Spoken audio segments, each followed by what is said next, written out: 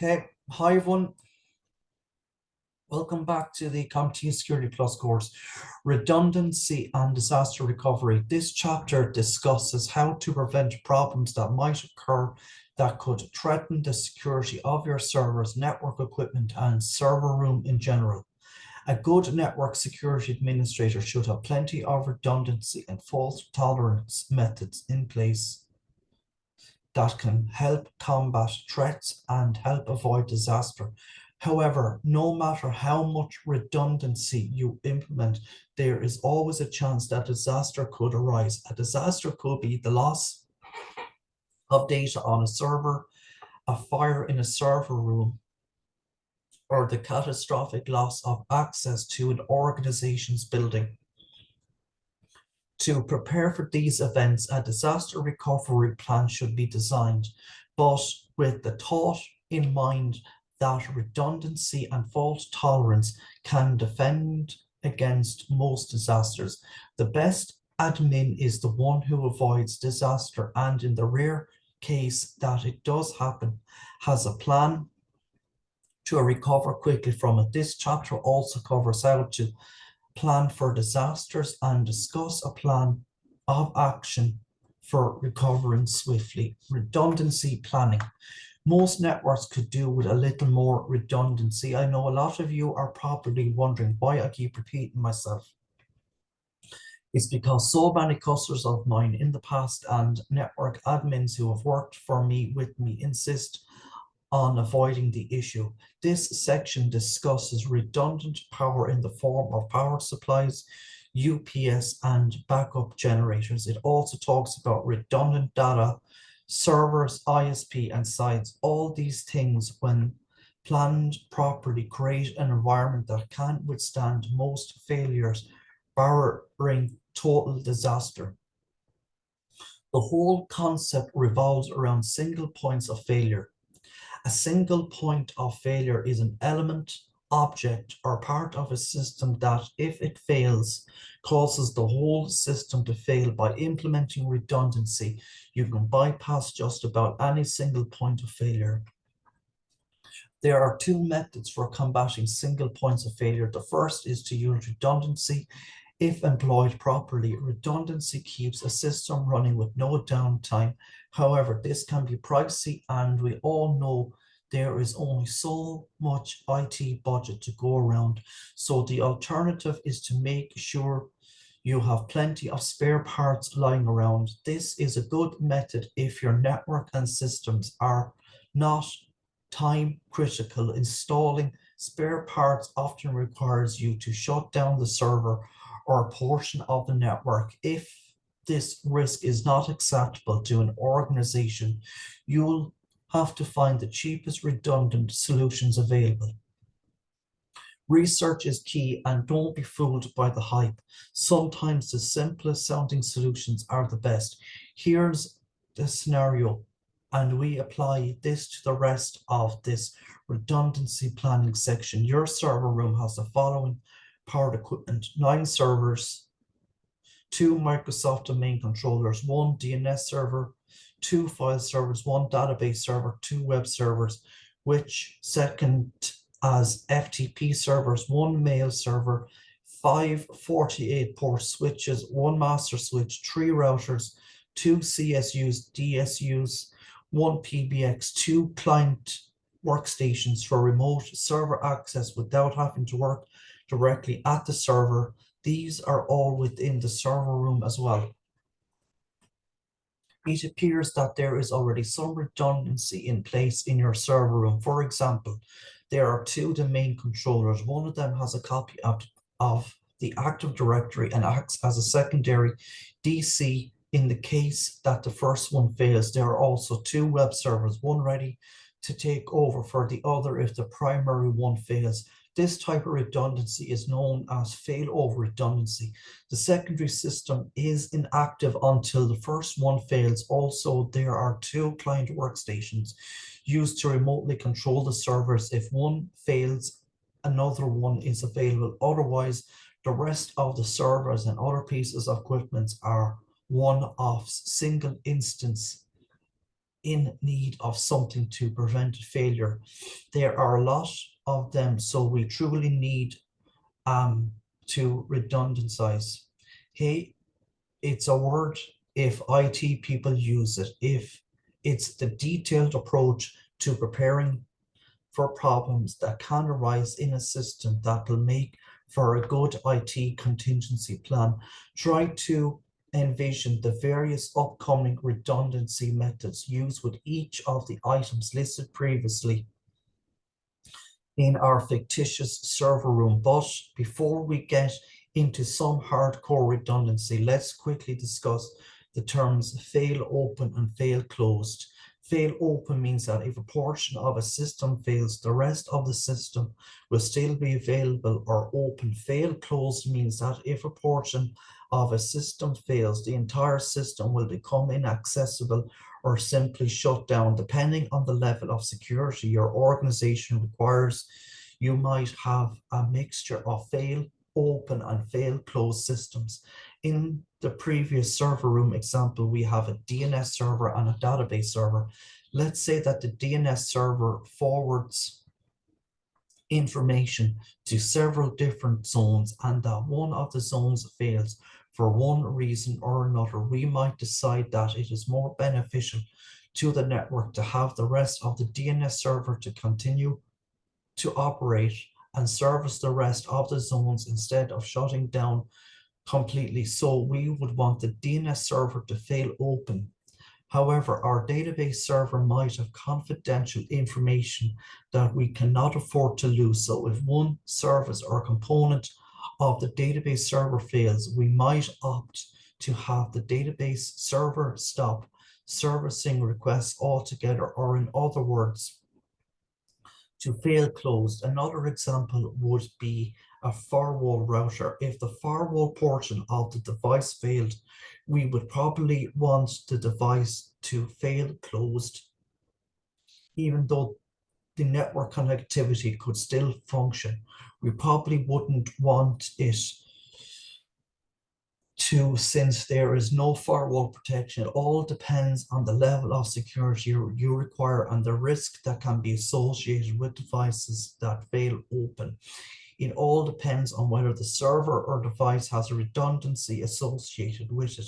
If the DNS server mentioned previously has a second redundant DNS server that is always up and running and ready to take requests at a moment's notice, we might opt to instead configure the first DNS server to fail closed and let the secondary DNS server take over entirely. This leads to clustering, which we'll discuss later in this chapter. Redundant power. Let's begin with power, because that is what all our devices and computers gain sustenance from. Power is so important when planning for redundancy. It should be the top of your list when considering power implementations. Think like an engineer. You might even need to enlist the help of a co-worker who has an engineering background or a third party to help you plan your electrical requirements and make them a reality. We are most interested in the server room. Smart companies store most of their important data, settings, apps, and so on in that room. So power is critical here, whereas it is not as important for client computers or other client resources. If power fails in a server room or in any one component within the server room, it could cause the network to go down or loss of access to resources. It could also cause damage to a server or other device. When considering power, think about it from the inside out. For example, start with individual computers, servers, and networking components. How much power does each of these things require? Make a list and tally your results. Later, this plays into total power needed by the server room. Remember that networking devices such as IP phones, cameras, and some wireless access points are powered over Ethernet cabling, which can require additional power requirements as the Ethernet switch or switches in the server room. Think about installing redundant power supplies in some of your servers and switches. Next, ponder using UPS devices as a way of defeating short-term power loss failures. Then move on to how many circuits you need, total power, electrical panel requirements, and also the cleanliness of power coming in from your municipality. Finally, consider backup generators for longer-term power failures. Using proper power devices is part of good preventive maintenance, security plan, and help to protect a computer.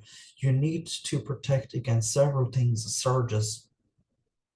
A surge in electrical power means that there is an unexpected increase in the amount of voltage provided. This can be a small increase or large increases known as a spike. Spikes. A spike is a short transient in voltage that can be due to a short circuit, tripped circuit breaker, power outage, or lightning strike. Sags. A sag is an unexpected decrease in the amount of voltage provided. Typically, sags are limited in time and decrease in voltage. However, when voltage reduces further, a brownout could ensue. Brownouts. A brownout is when the voltage drops to such an extent that it typically causes the lights to dim and causes computers to shut off. Blackouts. A blackout is when total loss of power for a prolonged period occurs. Another problem associated with blackouts is a spike that can occur when power is restored. In the New York area, it is common to have an increased amount of tech support calls during July. This is attributed to lightning storms. Often damage to systems is due to improper protection. Power supply failure. Power supplies are like hard drives in two ways. Once they will fail, it's not a matter of if, it's a matter of when. Two, they can cause intermittent issues when they begin to fail, issues that are hard to troubleshoot. If you suspect a power supply failure, then you should replace the supply. Also consider using a redundant power supply. Some devices have specific purposes and others can protect against more than one of these electrical issues. Let's talk about the three of them now. Redundant power supplies, uninterruptible power supplies, and backup generators. Redundant power supplies. A proper redundant power supply is an enclosure that contains two or more complete power supplies. You can make one main power supply connection from the AC outlet to the power supply, and there is one set of wires that connects to the motherboard and devices. However, if one of the power supplies in the enclosure fails, the other takes over immediately without computer failure. These are common on servers, especially RAID boxes. They are not practical for client computers, but you might see them installed in some powerful workstations. In our scenario, we should install redundant power supplies to as many servers as possible, starting with file servers and domain controllers. If possible, we should implement redundant power supplies for any of our switches or routers that will accept them, or consider new routers and switches that are scalable for redundant power supplies. In some cases, pun intended, it is possible to install two completely separate power supplies so that each has a connection to an AC outlet. This depends on your server configuration, but is less common due to the amount of redundancy it requires of the devices inside the server. Either look at the specification for your server's case or open it up during off hours to see if redundant power supplies are an option. Vendors such as HP and manufacturers such as Thermaltake and Enlight offer redundant power supply systems for servers, and vendors such as Cisco redundant AC power systems for their networking devices. This technology is great in the case that a power supply failure occurs, but it does not protect from scenarios in which power to the computer is disrupted, uninterrupted power supplies. It should go without saying, but surge protectors are not good enough to protect power issues that might occur in your server room. A UPS is the proper device to use. An uninterruptible power supply, UPS, takes the functionality of a surge processor and combines that with a battery backup. So now our server is protected not only from surges and spikes, but also from sags, brownouts, and blackouts. Most UPS devices also act as line conditioners that serve to clean up dirty power, noise, and decreases in power make up dirty power. Dirty power can also be caused by too many devices using the same circuit, or because power coming from the electrical panel or from the municipal grid fluctuates, maybe because the panel or the entire grid is under or overloaded. If a line conditioning device such as a UPS doesn't fix the problem, a quick call to your company's electrician should result in an answer and possibly a long-term fix. If you happen to be using a separate line conditioning device in addition to UPS, it should be tested regularly. Line conditioning devices are always supplying power to your devices. A UPS battery backup will kick in only if power loss occurs. Battery backup is great, but the battery can't last indefinitely. It is considered emergency power and typically keeps your computer system running for 5 to 30 minutes, depending on the model you purchase. UPS devices today have a USB connection so that your computer can communicate with the UPS. When there is a power outage, the UPS sends a signal to the computer telling it to shut down, suspend, or stand by before the battery discharges completely. Most UPSs come with software that you can install that enables you to configure the computer with these options. The more devices that connect to the UPS, the less time the battery can last. If a power outage occurs, if too many devices are connected, there may be inconsistencies when the battery needs to take over. Thus, many UPS manufacturers limit the amount of battery backup protected receptacles. Connecting a laser printer to the UPS is not recommended due to the high current draw of the laser printer, and never connect a surge protector or power strip to one of these receptacles in the UPS. To protect the UPS from being overloaded, the UPS normally has a lead acid battery that, when discharged, requires 10 hours to 20 hours to recharge. This battery is usually shipped in a disconnected state before charging the device for use. You must first make sure that the leads connect. If a battery ever needs to be replaced, a red light usually appears accompanied by a beeping sound. Beeping can also occur if power is no longer supplied to the UPS by an AC outlet. There are varying levels of UPS devices which incorporate different technologies. For example, a cheaper standby UPS known as an SPS might have a slight delay when switching from AC to battery power, possibly causing errors in the computer operating system. If a UPS is rack mounted, it will usually be a full-blown UPS, perhaps not the best choice of words. This would be known as an online or continuous UPS. These cost hundreds or even thousands of dollars. If it is a smaller device that plugs into the AC outlet, and lies freely about, it is probably an SPS. These cost between $25 to $100. You should realize that some care should be taken when planning the type of UPS to be used. When data is crucial, you had better plan for a quality UPS. Just about everything in the server room should be connected to UPS.